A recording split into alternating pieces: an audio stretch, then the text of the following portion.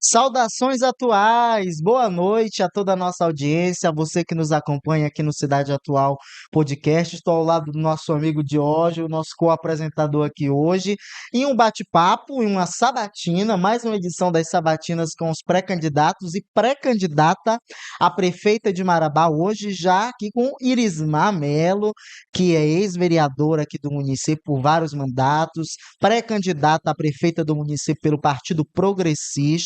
No último pleito também esteve na disputa e representa essa força feminina na disputa 2024 em Marabá. Boa noite, Irismar, Boa seja noite, muito Elismar. bem-vinda. Boa noite, Igor. Boa noite, Jorge. Boa noite para você que está aí nos acompanhando, nos dando alegria da sua audiência. É um prazer estar aqui. Já quero agradecer o convite e estou à disposição de vocês aqui para essa sabatina e para a gente trocar aqui umas ideias, né? Muito bom, Elismar. Então a gente já vai começar logo com a primeira pergunta, né, Igor? É, Quem é Elismar, pré-candidata a prefeita de Marabá? Eu sou Irismar, mãe, esposa, política, cristã evangélica e uma apaixonada por Marabá. Irismar, você teve uma atuação parlamentar bastante incisiva, sobretudo na última legislatura, sobre a questão da saúde. Você lutou para que a UPA, que foi construída, fosse aberta no núcleo Cidade Nova. Você acredita que foi um erro da atual gestão municipal não ter aberto a UPA no núcleo Cidade Nova, como você recolheu assinaturas? Você pode relembrar esse movimento e a deficiência que isso gerou no município? Primeiro, a gente já está começando falando de uma política que é a que está aí mexendo com toda a população marabaense, né? Um problema que nós temos crônico e o enfrentamento que se faz necessário se fazer por conta de todas as dificuldades de acesso a esse serviço, a essa política tão essencial para a população marabaense.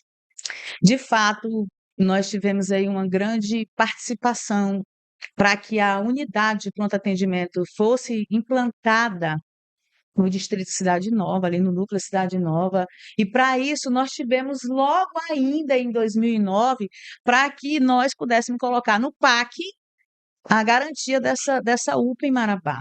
Hoje não tem mais esse programa, mas a gente sabe que um equipamento desse, mesmo mudando a estratégia do programa, ela se fazia necessária para um município como o nosso. Municípios menores, como Itupiranga e outros tantos, Novo repartimento. possuem isso, novo repartimento, possuem unidade de pronto Altamira, né? atendimento. Vocês imaginam Marabá com esse porte.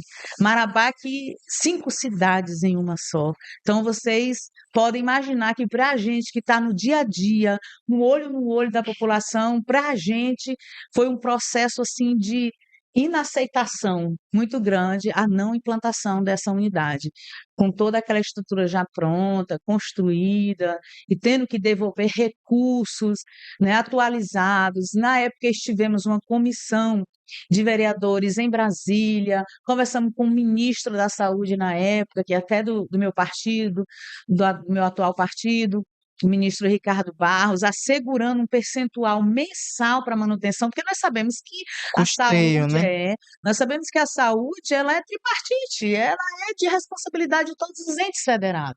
Então, estivemos lá, conversamos com o Estado, no sentido de que cada um pudesse assegurar um montante para a manutenção da UPA. E não tê-la efetivado em Marabá realmente é algo que nos deixou muito indignado na época. Mas foi também nessa luta que surgiu ainda um fortalecimento dessa ideia e dessa caminhada que nós estamos de ser prefeita de Marabá. Porque é bom lembrar que em uma reunião em que estava na sala de comissões na Câmara com vários vereadores, de forma unânime defendendo a instalação da unidade de pronto atendimento, o atual gestor, na época, disse que não implantaria. Não implantaria porque não era só a implantação, tinha outros aspectos que foram alegados na época, que nós não concordávamos, e na fazendo a defesa com os fundamentos necessários, ele virou e disse: quando você for prefeita, você faça a UPA.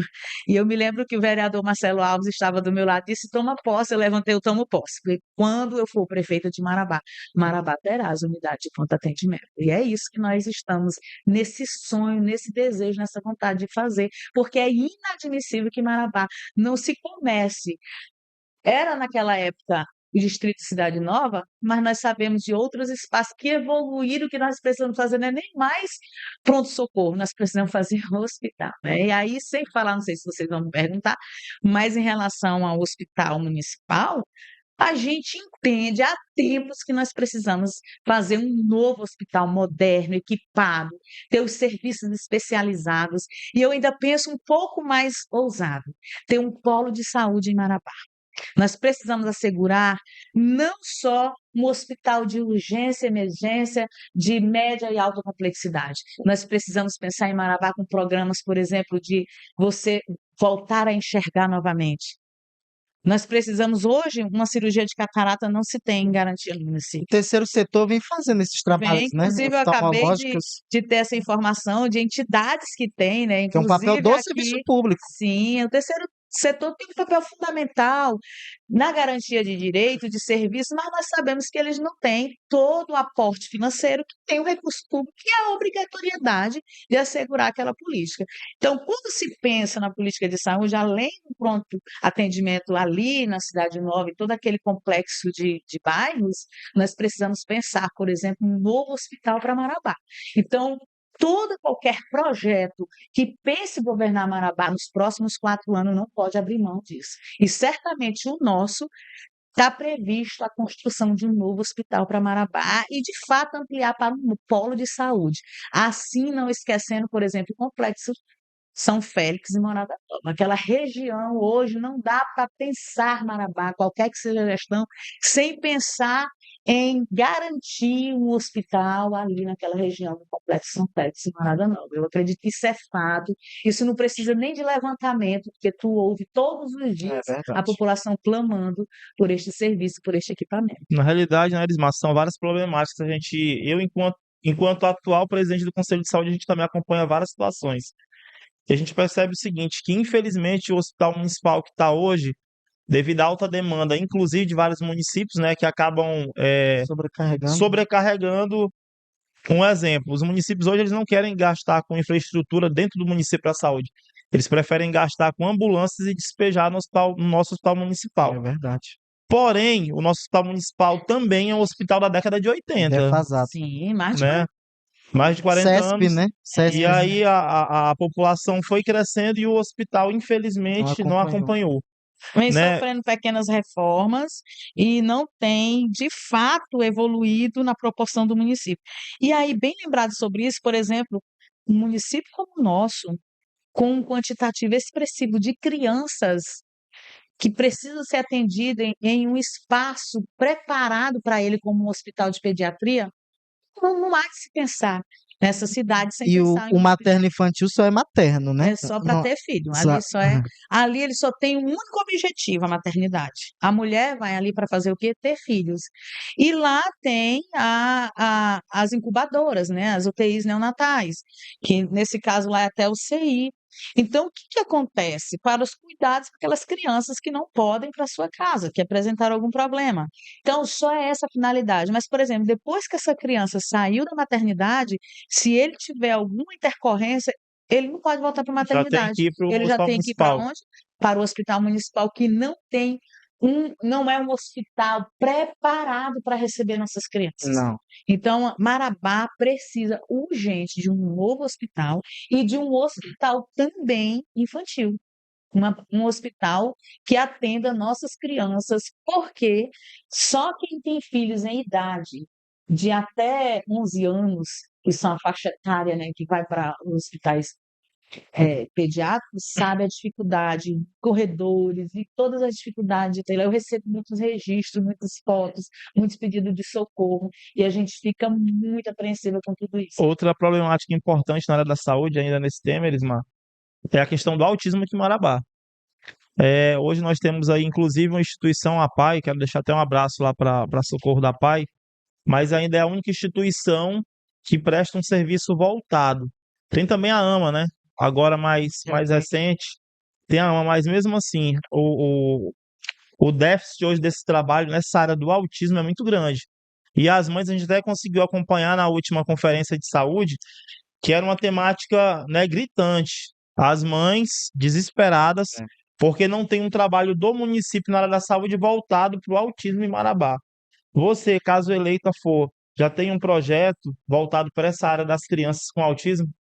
Tenho. Posso afirmar que tenho, porque eu também tenho um filho com autismo, né? Um filho que está no espectro autista. Então, hoje, atender nossas crianças neurodivergentes, que laudados nós temos um percentual considerável. Vocês imaginam aqueles que não conseguem o diagnóstico e o laudo, E o laudo é que caro, são né, Elismar? caríssimos, por Caríssimo. quê? Protocolo para se alcançar o laudo, se chegar até o laudo, passa por várias especialidades, além dos exames especializados. E, além disso, quem começa essa investigação? O neuropediatra. Cadê ele, Marabá? Cadê ele na rede pública? E aí você falou de uma entidade importante, respeitadíssima e reconhecida pela sociedade marabaense, que é a PAI, na pessoa da Socorro, que eu também deixo aqui o registro do meu abraço para ela e para toda a equipe que se desdobram para prestar um bom atendimento, mas é humanamente impossível, não só pela localização, mas pela demanda, que é exaustiva e não tem como essa entidade dar conta. E o que o poder público está fazendo para essa demanda? Quem precisa fazer uma investigação hoje é uma via crucis muito séria. E não se chega a um laudo pela rede pública municipal. Não se chega hoje. Então, a gente precisa enfrentar, porque cresceu demais essa demanda. As crianças e até adultos, né, que estão no espectro e não sabiam, começaram por conta da divulgação hoje, e você citou a AMA também, que é a Associação de Pais e Mães de Pessoas com Autismo que estão no espectro, que tem buscado trazer informações, que tem buscado, de fato, acessar os direitos das pessoas com autismo, mas ela não tem uma estrutura para atender, para fazer as terapias, para assegurar os laudos. As escolas públicas hoje têm uma demanda alta de crianças, de alunos que estão no espectro, mas ainda não estão laudados, E não, mas estão com todos os comportamentos que dificultam as suas aprendizagens e o seu pleno desenvolvimento. Então, além de preparar essa escola para trabalhar com esses alunos, nós precisamos ter uma política de saúde que alcance. Então, o que é hoje urgente para Marabá? Assim como foi feito em Canaã dos Carajás pela prefeita Josemira, uma mulher, né, sempre com aquela Vamos já sensibilidade, falar aquela das mulheres atenção. na política. Um centro especializado para atendimento de neurodivergentes. E aí os neurodivergentes entram o TEA, que é o transtorno do espectro autista, o TOD, transtorno opositor desafiador, TDAH, que é um outro transtorno de hiperatividade e déficit de atenção, e tantos outros transtornos não tão classificados, mas nós precisamos ter médicos, profissionais especializados para diagnosticar e assegurar o atendimento especializado. Então, nós vamos iniciar o projeto do nosso governo, e estamos trabalhando isso na pré-campanha, que tem esse escopo, né, de pensar, de ver o que aflige a sociedade, é assegurar a construção de um centro especializado de atendimento a neurodivergente em Marabá. Eu acredito que a gente vai dar uma atenção especial para essa demanda e certamente nós, no tempo certo, na idade certa, vai poder ajudar tanto essa criança como esse adolescente, esse jovem, a avançar na superação das dificuldades enfrentadas. Pré-candidata, ainda nesse assunto da saúde, que eu acredito que seja muito importante, tanto é que as pesquisas de intenção de voto encomendadas pelos grupos apontam como o maior problema do município hoje, seguida do transporte, e o presidente do Conselho de Saúde está aqui nessa conversa.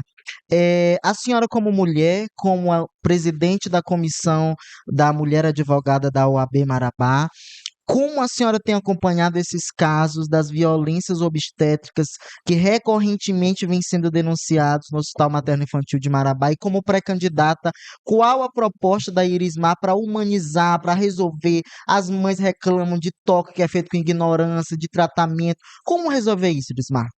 Eu posso falar isso como lugar de fala. Sou mulher, já tive 3 partos, então sei o quanto que uma mulher fica vulnerável no processo, não só da gestação, mas no processo também do parto, do nascimento, do pós, do período puerperal, todo esse processo que envolve, porque muitas pessoas acham que a violência obstétrica se dá somente lá na maternidade.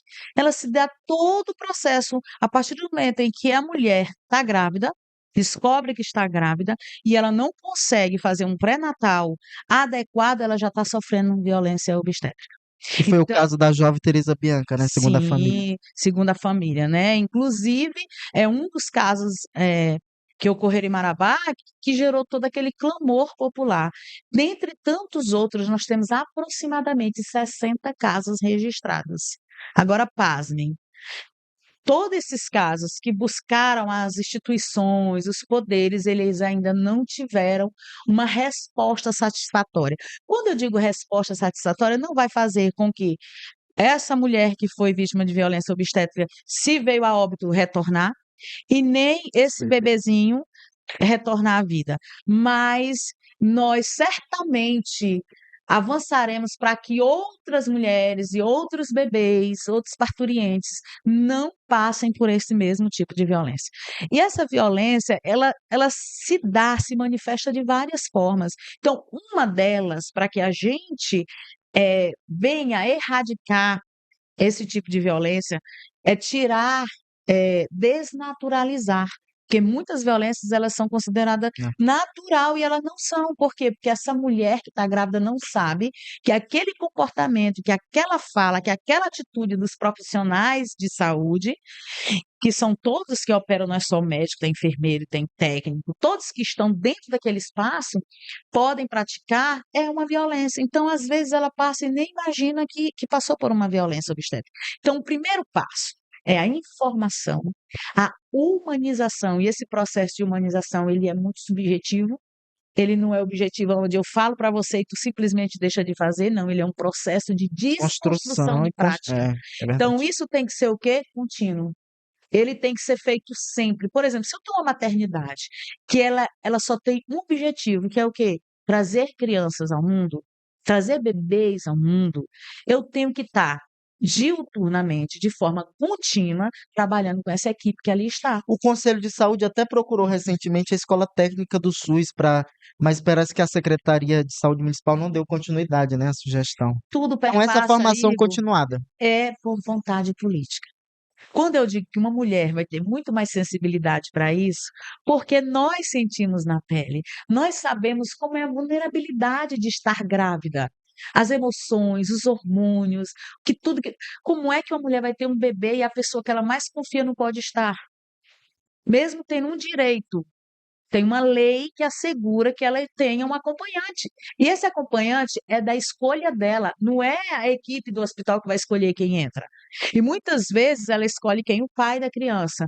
E aí, não, tu não pode entrar, porque lá onde ela está tem muitas mulheres, então você não pode entrar. Onde está o problema? É no direito dela, porque não está sendo estruturado para receber que seja garantido esse direito. Então, a gente precisa pensar nisso através de vários aspectos. Organizar essa maternidade. Eu acredito até, gente, sinceramente, que Marabá precisa de uma nova O governo do maternidade, estado está né? fazendo uma, não sei se será de portas abertas, né? Ou se vai ter a mesma concepção do Do hospital regional, regional. acredito que Porque sim, a gente sabe o quê? Que os casos complexos do HMI, eles são de outros municípios. encaminhados, né? Eles vêm de outros municípios, que é porta aberta, e de lá é que eles são regulados para o hospital regional. Então, é uma forma, uma estrutura de atendimento diferente. Lá é porta fechada, é regulação, todo um trâmite de É, protocolo. Então, o que que acontece? Eu não sei ainda se a maternidade que está sendo construída pelo governo do estado tem essa mesma concepção do regional. Se for, a gente só vai mudar, sair do regional para essa maternidade. não resolve. Agora, uma maternidade, diga-se de passagem, claro que melhorou. Antes, nasciam lá dentro do hospital municipal. Não é? Nossas crianças, em 2007, quando esse Foi o HMI Pedrinho que, né, o era o secretário de secretário saúde, de saúde, ainda na gestão do Tião, e ele tem um grande carinho por essa maternidade. E então, assim, é muito importante que a gente vamos estudar. Será se ela está suportando as nossas demandas? Tudo parte do estudo técnico. De repente, é a construção de outra, mas tá, tudo bem, nem ampliar, nós não podemos ali subir pisos, porque a Marabá Pioneira não É, tem condições de ela fazer uma ampliação vertical. Então, a gente tem que discutir, pensar isso de forma que a gente assegure os direitos dessa mulher e dessa criança. Então, nesse sentido, nós vamos sim buscar melhorar e reduzir e até erradicar os problemas de violência obstétrica, dentro da concepção do que é, porque não é só lá na hora do parto, tem todo um processo que envolve. Sim, sim.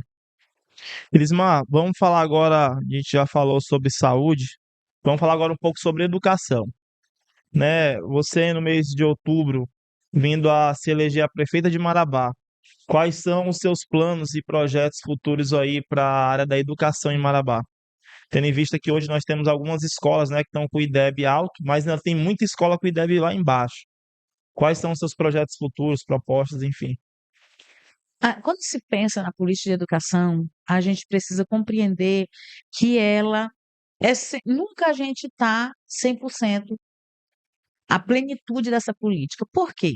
Simplesmente os equipamentos eles estão sendo usados constantemente, a manutenção se faz necessária. Por exemplo, eu recebi essa semana uma queixa de uma escola por conta do calor que está exaustivo em Marabá. Então, sem as centrais de ar, sem as manutenções, não tem como, certamente vai prejudicar a aprendizagem dos nossos alunos, quando não se tem uma manutenção sistemática ou na rapidez necessária. Porque a gente sabe que até na casa da gente, a central dá problema e a gente tem que estar chamando. E essa demanda, os problemas que a gente tem pela questão climática de Marabá requer uma atenção muito maior nesse sentido. Agora, nós temos alguns gargalos na educação. Quando a gente pensa, por exemplo, em melhoria da educação, a gente pensa em estrutura, que é a parte física, que de fato possa ser aquela estrutura acolhedora, a física, com quadras cobertas, porque com esse sol ter uma quadra que não seja coberta, nós não teremos alunos fazendo as atividades dentro da escola, as atividades físicas. Além disso, nós ainda temos muitas escolas, especialmente na zona rural, que são de madeira, né, que não oferece todas as condições para se assegurar essa aula. Paralelo a isso, que aí a gente tem sim que estar investindo, melhorando a questão física desses espaços, desses equipamentos, nós precisamos investir na formação continuada dos profissionais. Isso aí é contínuo também, por isso que o nome, formação continuada, né? Com programas que realmente faça com que esses profissionais estejam se atualizando, buscando conhecimento, discutindo de forma democrática os problemas que cada localidade possui, porque a comunidade, por exemplo, da Folha 6 tem essa característica da comunidade lá do Novo Progresso, um exemplo, lá de Morada Nova. E qual é um dos pontos que nós precisamos, de forma imediata, instalar uma mesa de negociação e discutir? É a valorização profissional e financeira. Nós sabemos, é sabido por muitos, que há um déficit grande, em torno de 70 milhões, é um número alto, né, que a gestão tem com os educadores do município. Desde 2012, sem reajuste. Inclusive, a senhora, quando vereadora, votou contra a A quebra reformulação. dos direitos dos trabalhadores da educação, né? Inclusive, teve uma manifestação, professores foram agredidos lá. Uma ex-vereadora que assumiu a Secretaria de Assistência Social, também professora como a senhora, nunca mais se elegeu por conta disso. A senhora pretende revogar esse PCCR e melhorar os direitos trabalhistas da educação? Como disse, eu vou fazer um resgate histórico. De 2011 para cá, até 2017, a educação recebeu uma atenção muito especial em relação à garantia de formação continuada, porque assim que eu asseguro que esses profissionais possam estudar, que ele vai ter um retorno financeiro, eu estimulo a capacitação e a formação continuada dele. E isso já estava garantido no plano de cargos e carreira e remuneração dos profissionais da educação, que é o PCCRE. Em 2017, a gestão, quando assumiu, já assumiu com esse desejo de reformular esse plano, sob o argumento de que não dava conta de pagar. E essa reformulação, ela trouxe um prejuízo substancial para a categoria. Além disso, todos os outros direitos de progressão horizontal, todos os outros direitos de classe, eles não estão sendo assegurados conforme prevê a legislação. E aquele dia de maio, aquele fatídico dia de maio de 2017, ele ficou gravado na minha mente E se você me perguntar de tudo que eu vivenciei, os 12 anos lá na Câmara durante os 3 mandatos, o que mais marcou de todas as brigas, e olha que eu tive situações de ameaça de morte, eu tive muitas questões que nem envolvia a área da educação, era mais estrutural, era coleta de lixo, era uma série de outros problemas que o município enfrentava, mas não foi isso que me marcou. O que me marcou foi ver um plenário lotado de professores querendo seus direitos assegurados e todo o staff da segurança que poderia estar nas ruas naquele dia lá, com o tático, para inibir e coibir professores que estavam lutando por seus direitos. E eu me lembro, tem uns vídeos mostram que eu fui muito enfática, muito decisiva, que eu A voltava senhora saiu em não, defesa, não. né? E eu levei spray de pimenta na cara. O tático lá, com aqueles escudos, e eu me lembro que eu batia na frente dos escudos, Há vídeos. e há vídeos que mostram isso, e um dos policiais lá jogou spray de pimenta na minha cara, que eu caí dentro da. E aquilo ali tudo, eu me lembro que eu peguei uma pneumonia muito séria, que eu fiquei com 90%, 75% dos meus pulmões comprometidos, por conta de tudo aquilo que a gente passou naquele processo. Há quem culpe o então secretário de Educação, Luciano Dias, por toda essa maldade impetrada contra os servidores. Vários professores e professoras relatam essa insatisfação e muitos colocam o fato dele ter sido preterido por Fábio Moreira na indicação de Tião Miranda a isso. A senhora acha que a passagem dele pela Secretaria de Saúde e Secretaria de Educação prejudicaram a sua carreira política em Marabá? Ele assumiu o ônus de ser o interlocutor desse processo. Não interlocutor, de ser o executor desse processo. Porque, na verdade, o diálogo não era com o prefeito. O diálogo era com ele. Nós fizemos uma comissão e Havia diálogo? a gente conversava com o Luciano na época. Foi feito reuniões sistemáticas, mas não avançavam em nada. Tudo que era proposto, e envolvia os sindicatos, Sintep, e essa comissão, a Comissão de Educação da Câmara, fazia parte com mais colegas, e a gente discutia, apresentava proposta, mas nada evoluía. A gente sabe que de tudo que foi pensado em reformular, do início ao fim, a gente, em toda luta, conseguimos fazer com que 6 direitos fossem ainda permanecessem. E para nós marcou demais aquele momento, porque a partir dali o plano de carreira desses profissionais foram comprometidos. Hoje, por exemplo, no servidor do Estado, a gente tem parâmetro, tem que ser com outro município. Se nós vamos comparar com outro município, então tá bom, compare com o município, vai para Alpebas, que é um município de porte financeiro Igual, praticamente. parecido com o Igual. nosso, né? Então vamos lá, vamos para Alpebas. Quanto ganha um professor lá? Imagina um professor que estão desde 95 e 96 que entraram naqueles concursos, estão com 28, 29 anos de carreira, que ainda não alcançaram o tempo da aposentadoria, ou que se aposentaram. Eu vi essa semana um- um- uma portaria de aposentadoria por incapacidade permanente de uma professora. É sério, é revoltante. Na prática, quando ela estava em exercício, ela ganhava 7 mil e pouco. Ela perdeu a visão, perdeu uma perna e ela não pode trabalhar. Ela teve que ser aposentada por incapacidade permanente. A remuneração dela reduziu de forma abrupta para 2 mil e pouco, não chega a 3 mil reais.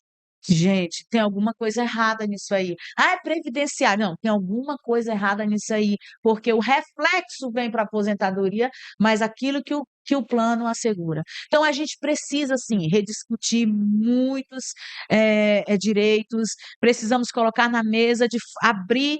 Eu não vou nem falar caixa preta, porque agora é negra, preta, seja o que for. Abrir o envelope, abrir Mas isso prejudicou tudo. Luciano, na sua opinião, politicamente? Certamente. Não só na política de educação, de saúde também, porque ele não conseguiu evoluir, muito pelo contrário, né? Houve muito retrocesso.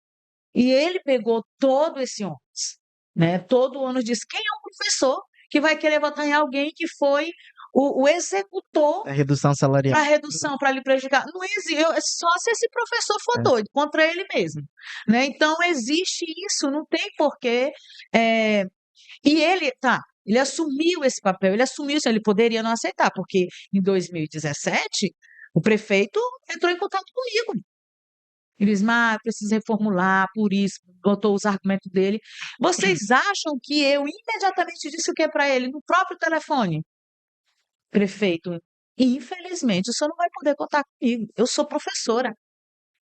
Eu jamais vou me posicionar contra a minha categoria. E, na verdade, quando eu digo categoria, eu falo servidores, porque quem carrega o É piano os de servidores. toda a política pública, seja ela de assistência, seja ela de saúde, seja ela de cultura, de agricultura, seja qual for a política pública, são os servidores. Eles que estão lá na frente, nem digo na ponta, É. na frente do atendimento. Então, se você tem um político que está numa condição de ser o interlocutor, de ser o executor, de ser o provedor, e ele se posiciona sem fazer um equilíbrio, sem considerar de fato que vai doer no outro, não há por que depois chorar e dizer, eu não sei por que eu não estou conseguindo crescer ou avançar.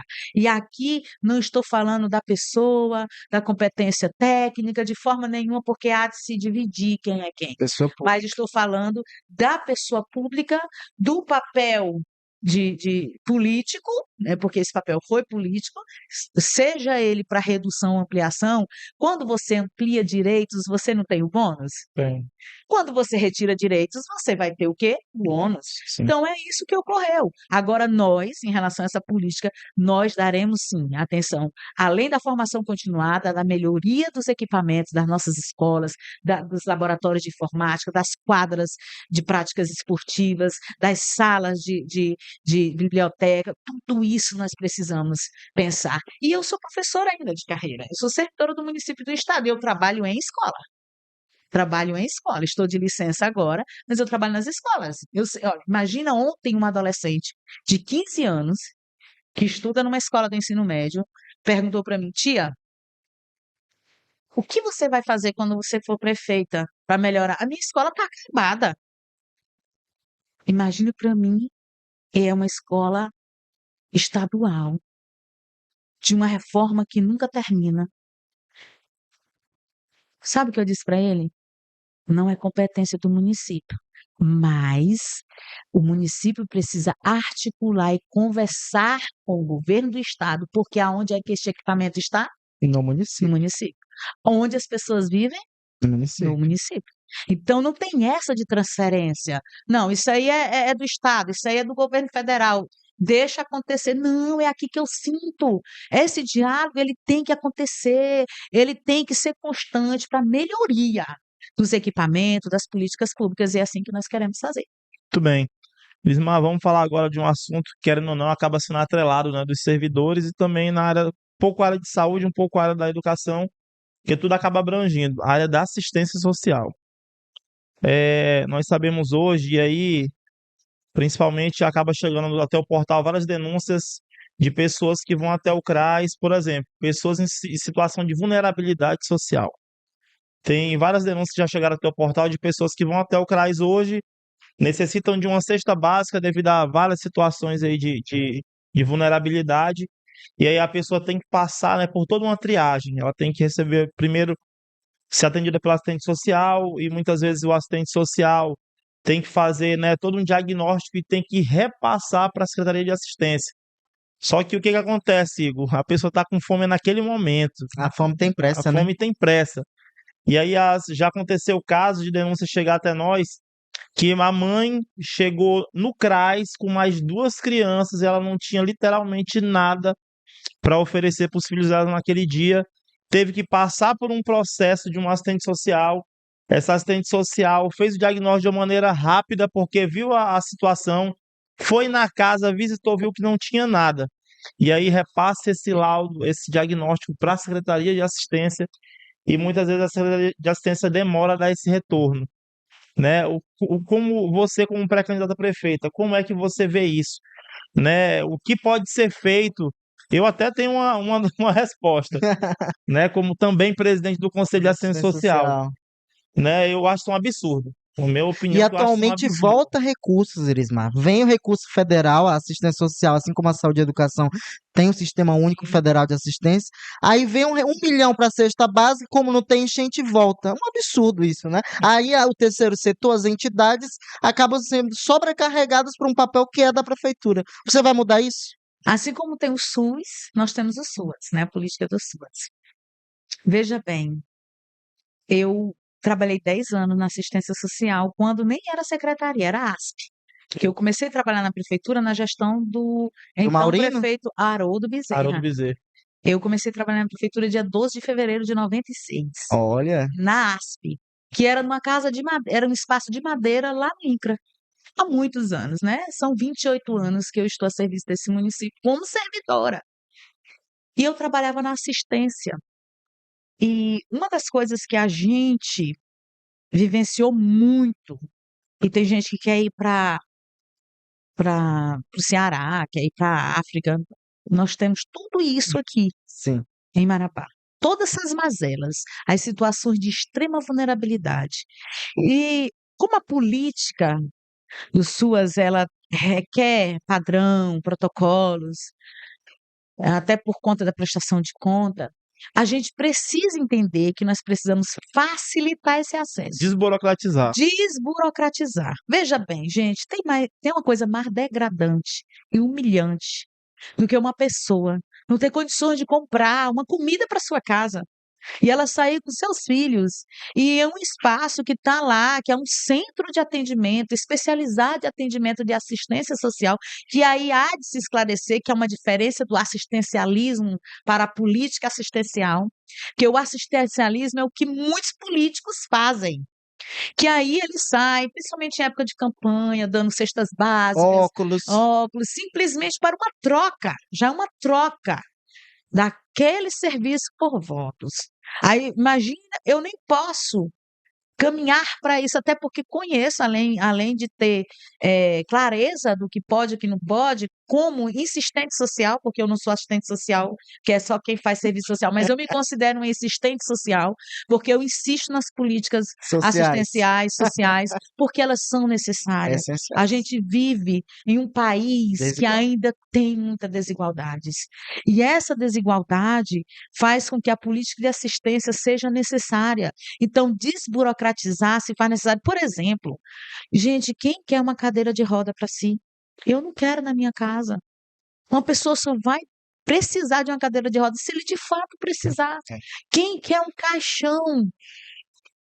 A família só vai atrás porque Não não tem tem. condições. E Pra tem. que dificultar, né? Para que dificultar? Então, o assistente social, o que ele vai fazer ali? Ele vai fazer a escuta, vai fazer ou um relatório situacional, um relatório social, para subsidiar a entrega, a garantia daquele serviço, mas nós precisamos ter um fluxo mais rápido para isso. Porque essa mãe que vai lá no CRAS, por exemplo, tem um aqui na Folha 13. Aí ela vai lá, de lá ela tem que ir lá na. O que ela vai lá na Cidade Nova pegar uma cesta básica? Por que que não já tem aqui, Por né? que não já tem?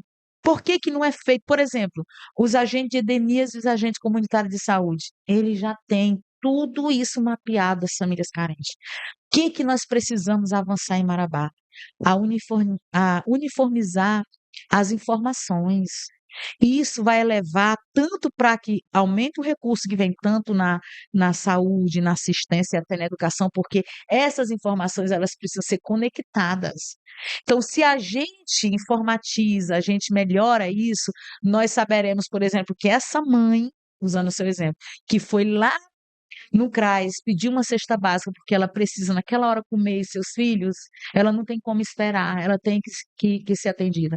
Por que essa mãe está passando por isso? Onde estão seus filhos? Por que ela não está trabalhando? Então, assim, há uma conexão com várias carências nisso aí. Então, esse olhar, tá tudo bem, tem que dar o peixe, mas a história do ensinar a pescar também, dar o anzol e até mesmo a isca, nós precisamos estar pensando sobre isso. Então, nesse sentido, nós atuaremos de forma que jamais recurso federal ou recurso estadual, ou recurso de entidades, porque a gente sabe também que há muitas empresas que sofrem penalidades e são canalizadas não só para as secretarias, mas para entidades, recursos, equipamentos, materiais. A gente precisa ter isso muito bem organizado para que isso chegue até as pessoas que precisam e que não haja problema no aspecto da legalidade, dos princípios norteadores da administração pública. Então, a gente tem essa sensibilidade, conhece esse caminho, sabemos que as coisas evoluem, a gente não pode andar de carroça, sendo que toda a política anda aí de jatinho, na expressão da Sim. velocidade. Então, a gente precisa sim estar discutindo isso com quem faz, com quem entende, com os conselhos, com as entidades, com os atores envolvidos nessa política assistencial, para que a gente democratize esse acesso e garanta, sobretudo, a promoção da nossa gente, das pessoas carentes. A senhora citou que é servidora pública municipal de Marabá e nos últimos anos essa categoria tem sofrido bastante do ponto de vista da valorização, do vale alimentação, realizou uma série de paralisações, mas parece que a pauta não avança. Como que a Irismar, prefeita, vai resolver o problema da valorização salarial dos servidores públicos municipais? Nós vamos discutir esse assunto com prioridade. Marabá, hoje nós temos um vale alimentação de R$ 550. Se você comparar com outros municípios, é um terço. Do estado, por exemplo, é R$ 1.500 o vale alimentação.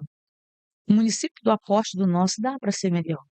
E a gente pode ir avançando. Às vezes, um filho quer o quarto todo equipado. Vamos garantir para ele o quarto. Depois a gente, meu filho, vamos botar o colchão, vamos comprar a cama depois. Ah, mas eu estou querendo um guarda-roupa, meu filho, vamos pendurar bem aqui por enquanto até a gente comprar esse guarda-roupa. A gente vai conversando, mas tem vontade de resolver, A senhora não né? vê vontade atualmente de resolver Eu esse não problema? vejo, na verdade, foco nisso. Esse não é o foco. E não se trata de querer penalizar, porque não é o foco da gestão. A gestão não pensa nesse conjunto, nessa área. Então, a próxima gestão, porque eu não vou dizer prefeito, porque vai ter uma candidata a prefeita, precisa olhar para as classes, olhar para as áreas de Marabá com um olhar de atenção e sensibilidade, com responsabilidade. Por quê? É preciso saber e entender que ter uma gestão de austeridade não significa negar, fechar os olhos e deixar de atender às necessidades. Significa ter responsabilidade com a coisa pública. Mas, sobretudo, quando eu digo responsabilidade com sensibilidade, é sensível para as causas, é real, é possível, vamos garantir. É assim que nós vamos trabalhar. Mas servidor tem que se sentir valorizado, motivado. Gente, trabalhar desmotivado é muito ruim. É. Então, se você não tem uma recomposição salarial, se você não percebe um plano que te dá aquela garantia de que no próximo ano, dentro de um planejamento, você vai ter tantos percentual, nós vamos poder discutir a viabilidade de ser assegurado uma valorização melhor, vamos discutir o vale alimentação, porque ele não é vinculado, então dá para se discutir isso, vamos melhorar cada vez. Meu Deus, vai no supermercado todo dia. Quem vai uma vez no mês ou 2 vezes no mês, quem vai uma vez no mês, toda vez que ele vai, ele não compra aquele mesmo objeto com o mesmo valor. Então, imagina com o teu salário congelado, como é que tu vive? Tu sobrevive. E ainda tem que agradecer a Deus, porque quando tu te compara, que às vezes uma pessoa dizer assim, É verdade. ai, fulano que não tem. Sim, mas eu estudei, eu trabalhei, eu me capacitei, eu alcancei, seja num concurso, seja num processo seletivo, então eu estou aqui na minha jornada de trabalho, contribuindo, exercendo minha profissão. Então, por que eu não posso ser valorizado por isso? Então, uma política de valorização profissional para os servidores públicos de Marabá, nós daremos maior atenção para isso. Ok. Ismar, vamos falar agora de um tema que, inclusive, é um tema que as pessoas acabam reclamando muito no nosso município, a questão do turismo. Nós sabemos que hoje a gente tem a Praia do Tucunaré, que é um dos nossos principais cartões postais, Que ainda existe, né? que ainda A do geladinho mais já era. exatamente. Nós temos outras praias também em Marabá que não são pouco, Vistas, né? acabam sendo pouco vistas. Né? Você tem projetos futuros aí para essa área do turismo, tendo em vista que hoje o nosso turismo de Marabá, ele anda longe de ser o ideal, né, que a população espera. E o ministro do Turismo do Brasil é do Pará, né? Primeiro, É preciso destacar o potencial turístico que nós temos. Gente, que maravilha! Nós somos assim abençoados pelo Eterno Sim. com essa riqueza natural que nós temos. Então, a necessidade de efetivar uma política do turismo empreendedor é urgente, considerando o que temos e o que a gente pode, através de potencializar essa política, que já começa com o resgate da Secretaria de Turismo, que hoje ela não existe na prática, então é preciso resgatar, porque se eu tenho uma pasta que pensa essa política, essa pasta vai discutir o que temos, o que queremos e como faremos para fazer acontecer. Então, a partir disso, dialogar com as outras frentes, pode até ser, sim, com a Secretaria de Indústria e Comércio, mas pastas independentes, para que atraiamos investidores para investir no empreendedorismo, no turismo empreendedor, para que o nosso ambulante tenha a capacitação, a formação para atender o nosso turista, para colocar dentro de um calendário, de um portfólio de atração turística para Marabá, para atrair o turista para Marabá, preparar não só as nossas riquezas naturais, mas também o comércio, a logística, assim como restaurantes, hotéis, para receber esse turista. Então, assim, nós temos um potencial gigantesco, mas nós não temos nenhuma política, seja ela estadual, federal e municipal. Por que ela tem que começar no município? Porque eu já disse para vocês que a gente mora onde? No município. Então, nós temos que ser protagonista dessa política. A partir daí, nós podemos chegar, por exemplo, no ministro do Turismo e dizer: olha, nós temos esse projeto político para a política do turismo. Você pode entrar com que ele vai dizer assim: olha, eu tenho aqui um programa que fortalece essas As iniciativas com praias. tantos É, recursos. E pode fazer, inclusive, não só Marabá, com Bom Jesus, que nós já. temos várias praias lindas. Gente, se a gente faz um polo turístico aqui, com as riquezas que nós temos, nós vamos potencializar também a economia, porque todos ganham com o turismo empreendedor. A gente sai daqui para ir para alguns lugares no Nordeste, por exemplo, e tu olha, comparando a beleza natural que eles têm com a nossa, tu diz, meu Deus, eu não acredito que isso bem aqui é a cachoeira, a cascata, não sei da onde, aí tu vem e olha o tanto de coisa que nós temos aqui. Então, o que precisa é um olhar voltado para isso, uma política de valorização da riqueza natural e transformar isso em um turismo empreendedor através de uma política séria, uma política que seja articulada com outras políticas e que, de fato, fomente esse turismo empreendedor. Elismar, falando sobre turismo, a gente não pode deixar de falar sobre cultura, Tem tudo a ver, né? né? Um acaba sendo atrelado É ao outro, não verdade. tem jeito. E nós estamos no município de Marabá, que já teve na sua história, FECAM, né? FECAM, FICAM. FICAM, teve Maraluá e outros eventos culturais que marcaram a história de Marabá. Você chegando a ser prefeita, você tem projetos nessa área da cultura e como você vê a cultura de Marabá hoje? É preciso identificar quais são as culturas que a gente tem. Nós vivemos numa região Multicultural. multicultural. Então, a gente tem identidade cultural aqui que não é uma. A identidade cultural de Marabá é essa, não. Nós temos multiculturas. Então, veja bem, assim como nós temos os nossos artistas locais, sejam eles de vários segmentos, essa política do turismo empreendedor, ela vai identificar, alcançar esses artistas que nós temos.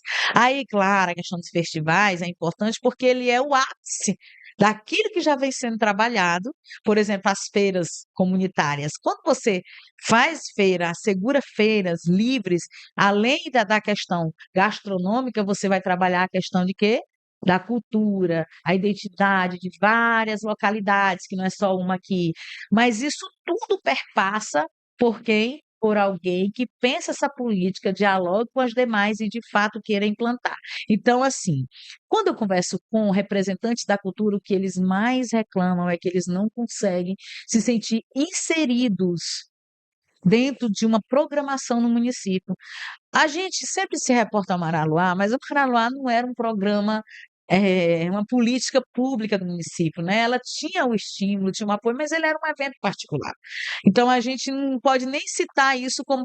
Mas por que não tem mais? Se não tem mais, é porque, de fato, os organizadores não conseguem ter a subsistência para isso.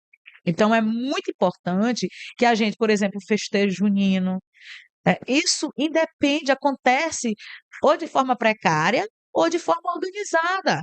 Mas isso tem que acontecer, por exemplo, só no mês de junho. Por que isso não é pensado buscando valorizar todos os grupos que tem em Marabá? De Morada Nova, até que na zona rural muitas vilas têm.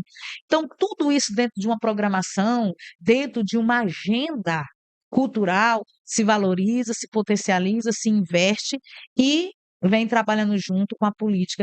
Quando a gente fala, por exemplo, de cultura, a gente não pode esquecer, por exemplo, que elas são articuladas: cultura, turismo, desporto, Esporte. indústria e comércio, porque o desporto compreende tudo, o lazer e o esporte. Então, essas políticas que são consideradas políticas, não são as. Muita gente acha que não é essencial, mas todas elas se comunicam Qualidade de vida, de né? qualidade de vida, porque e direito constitucional. Quando a gente fala que nós temos um direito fundamental à saúde, à educação, ao lazer, à Ao profissão, ao transporte. trabalho, ao transporte digno, todos esses direitos, eles só são efetivados através da política.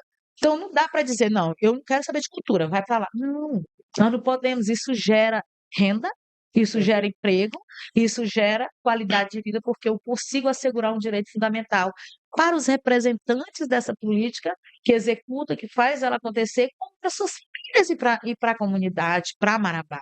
Então, não dá para fechar os olhos. O que acontece hoje, Igor? E eu fico analisando muito, por exemplo, cada gestão tem o seu perfil.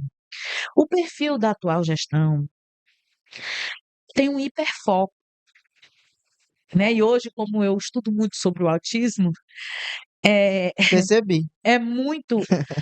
O hiperfoco é aquilo, eu gosto disso. O restante acontece naturalmente. Por isso que há devolução de recursos. Porque quando tem contrapartida, não, eu prefiro devolver, porque eu não vou investir nisso aí, não é minha prioridade. Não quer dizer que eu não me importo, é porque eu não tenho esse não é o meu foco.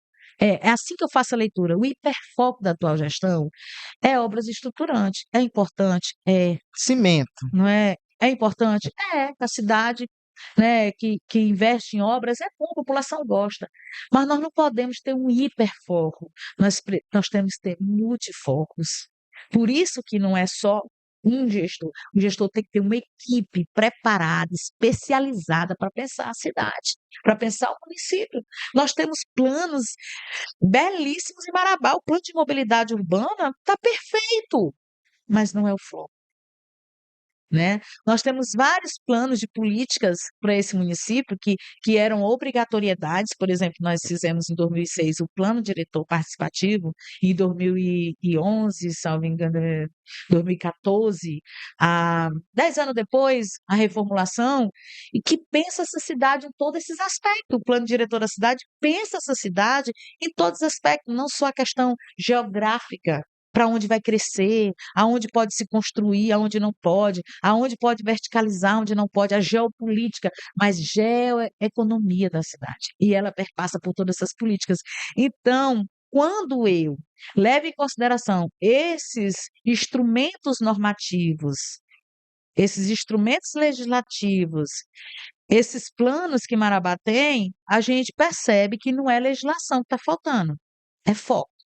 Então, hoje, a próxima gestão precisa pensar essa cidade com multifocos. Para candidato, nós, nessa boa conversa que estamos tendo, já falamos sobre várias propostas de políticas públicas da senhora, seja cultura, educação, serviço público, mas vamos falar sobre cenários políticos. O Cidade Atual sempre está acompanhando os cenários políticos de Marabá e da região, e aqui a coisa está muito aberta ainda, né? O deputado Chamonzinho, que vem liderando todos os levantamentos feitos encomendados pelos grupos políticos, está ausente da cidade há mais de 40 dias. Comenta-se que ele tem problemas de saúde familiares para resolver e que por isso estava pensando e repensando sobre vir ou não candidato. A não vinda de Chamonzinho deixa o cenário ainda mais aberto? A senhora acredita que ele pode vir e a sua candidatura está mantida, mesmo se ele vir e quiser o seu apoio?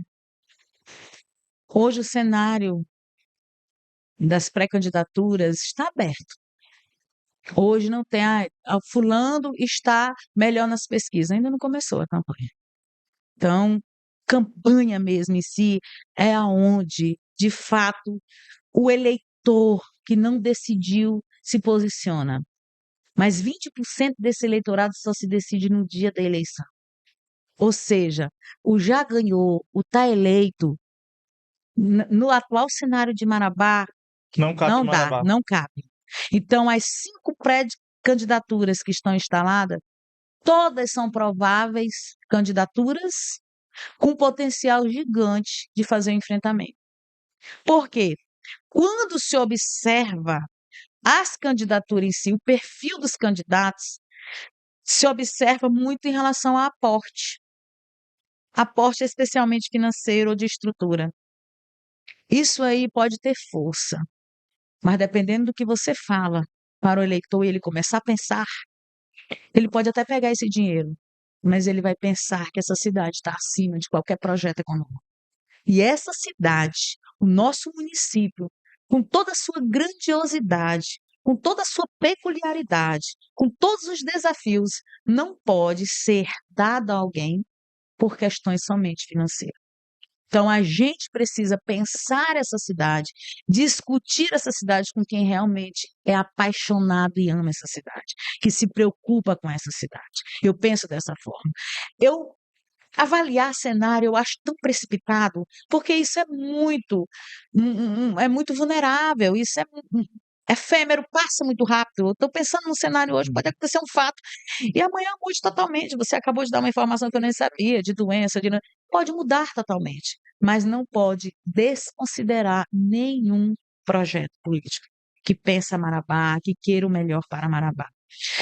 Eu não falei disso porque e eu gostaria muito de falar sobre isso, sobre um projeto voltado para a nossa juventude. Vocês Sim. fazem um trabalho brilhante no resgate, na oportunidade, na promoção para a juventude. Gente, não dá para pensar uma cidade que tem um percentual expressivo de munícipes de 15 a 29 anos, que segundo o Estatuto da Juventude são jovens, sem pensar numa profissionalização, sem pensar no programa de inserção ao mercado de trabalho, Na Secretaria da uma Juventude. Secretaria da Juventude, Uma Secretaria da uma Mulher. Secretaria da Mulher. Ah, vai inchar de secretaria. Nós estamos falando de uma cidade, do montante, a característica de Marabá. Isso não é inchar, isso é pensar as políticas Cidades para menores já tem, né? Tem. tem.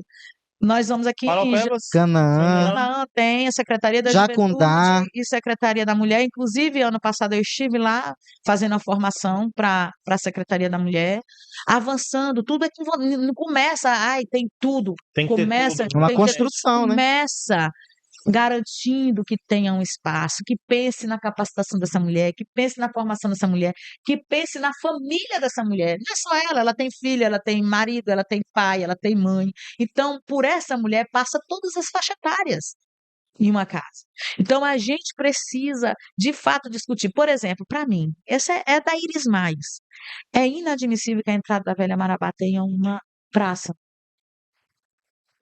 que eu não consigo ver uma utilidade eficaz.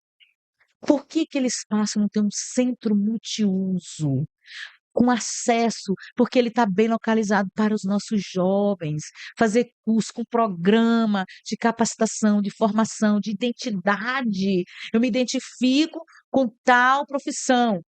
Vamos fazer um trabalho com o nosso empresariado para garantir emprego para essa juventude que nós estamos capacitando. Gente, com exceção das entidades que, por todo o esforço, garante formação para a nossa juventude, nós não temos uma iniciativa do poder público. É verdade. Convenhamos. Uhum. Então, a gente não pode pensar de transferir uma importante política e iniciativa dessa que é profissionalizar o nosso jovem e garantir que ele entre no mercado de trabalho.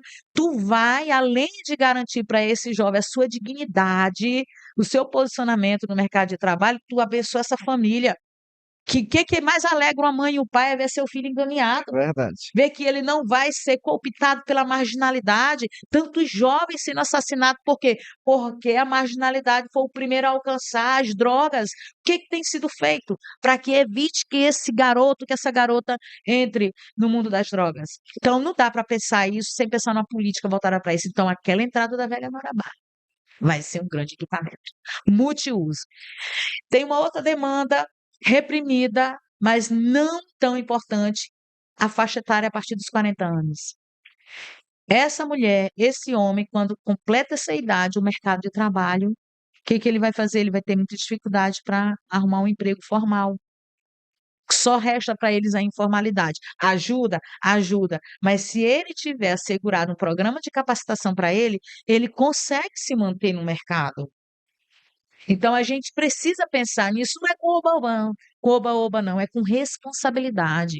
Porque eu tenho certeza que essa família que é alcançada por um programa desse, por uma política dessa, ela não vai, de forma nenhuma, esquecer e nem ser cooptada pela desgraça da vulnerabilidade, da marginalidade. Então a gente precisa, sim, pensar nisso, abraçar isso e fazer isso acontecer para a nossa população. Então, o nosso projeto, o projeto de governo, meu amigo, que hoje, nesse cenário que aí está, e que muitas pessoas, inclusive, Igor, é muito importante ressaltar da invisibilidade política, que insistem em fazer pesquisa sem colocar o nome Da Irismar. da Irismar. E assim como aconteceu em 2020, que nós estávamos lá, firme e forte, fomos até o final, a gente não brinca de fazer as coisas, a gente trata as coisas com muita seriedade.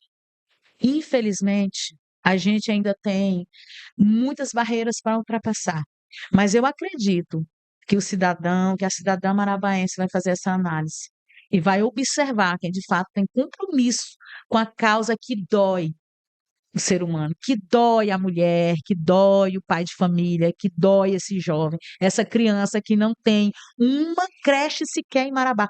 Meu Deus, Marabá não tem uma creche que atende criança de 0 a 2 anos. Que essa mãe vai trabalhar? Essa criança vai ficar como um perigo dentro de uma casa, com os irmãozinhos um pouquinho maiores. Se eu tenho, começa com uma, Elismar, começa com uma, depois vai para duas, vai para três e vai fazendo. Se começa com o primeiro passo. Uma grande caminhada, Igor e Diógenes, se começa com o primeiro passo. E nós daremos o primeiro passo nessas políticas essenciais, sem perder o foco que as obras estruturantes são importantes, mas elas não são só uma responsabilidade do município. Não se gesta, não se gerencia um município como do Porto de Marabá sozinho.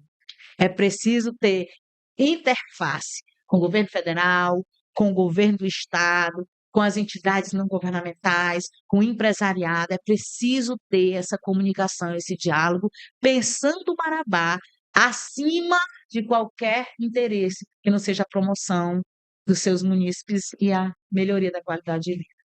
Querida, uma ótima conversa. Infelizmente, o tempo se exígue.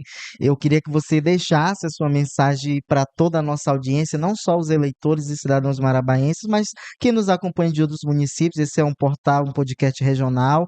Fique à vontade. Muito obrigado pela sua participação. Foi um prazer recebê-la e pode deixar a sua mensagem aqui E para a aqui nossa as audiência. portas do Cidade Atual Podcast estão abertas para você. Todas as vezes que você precisar, estaremos aqui. Muito bom. Eu quero agradecer a Deus por essa oportunidade de estar aqui conversando com vocês. Passaria a noite toda aqui com vocês conversando sobre política, porque isso Verdade. arde no meu peito, é o que eu penso 24 horas, eu durmo e amanheço, e muitas vezes acordo de madrugada pensando, essa cidade pode, essa cidade merece, essa cidade tem potencial, essa cidade não pode perder o foco e o rumo, né, de fato, o ser humano ser o principal protagonista das políticas públicas. E então é agradecer a Deus, a vocês, ao portal Cidade Atual por esta oportunidade de dialogar, dizer que nós do Partido Progressistas de Marabá estamos abertos, nós temos um quantitativo de pré-candidatos a vereadores e vereadoras que também estão nas comunidades dialogando. A gente pensa essa cidade como um todo, com essas nuances, com essas peculiaridades, com essas necessidades. Temos dialogado internamente o nosso partido sobre o que vamos fazer, como vamos fazer, quem nós deveremos de fato ouvir. Porque, veja bem, hoje, e aí eu tenho que me reportar em relação aos projetos que aí estão. Os projetos que estão apresentados, com algumas exceções, até porque eu tenho um bom relacionamento com todos os outros pré-candidatos, não tenho inimizade e nem rivalidade com nenhum, até porque a democracia permite que os projetos Sim. falem, possam se posicionar. Eu tenho uma ressalva em relação a algumas candidaturas que, de fato, não consegue ter uma posição de respeito com a pré-candidatura de uma mulher. de uma mulher que não saiu do nada. Eu tenho profissão, eu sou professora, eu sou advogada, busquei me especializar, me preparar para discutir essa cidade, para pensar essa cidade e quero ardentemente contribuir com essa cidade. Agora, acima de tudo, Igor e Diógenes, eu, como uma mulher cristã, uma mulher que creio genuinamente na promessa e na vontade de Deus para minha vida, eu só quero a vontade de Deus para mim. Então, eu vou caminhar, eu quero caminhar, mas, sobretudo, quem determina meus passos é Deus. Então, estou muito tranquila em relação a isso. Me preparei sim, até porque eu tenho uma promessa, eu sei que isso vai acontecer. Não sei quando, mas vai acontecer. Então, quero estar posicionada e pronta para cuidar dessa cidade. É isso que eu quero. Então, quero agradecer você que está aí, dizer que estamos abertos para dialogar, para conversar. Não tem nada pronto. Quando a gente diz que tem receita pronta, a gente tende a ser falho.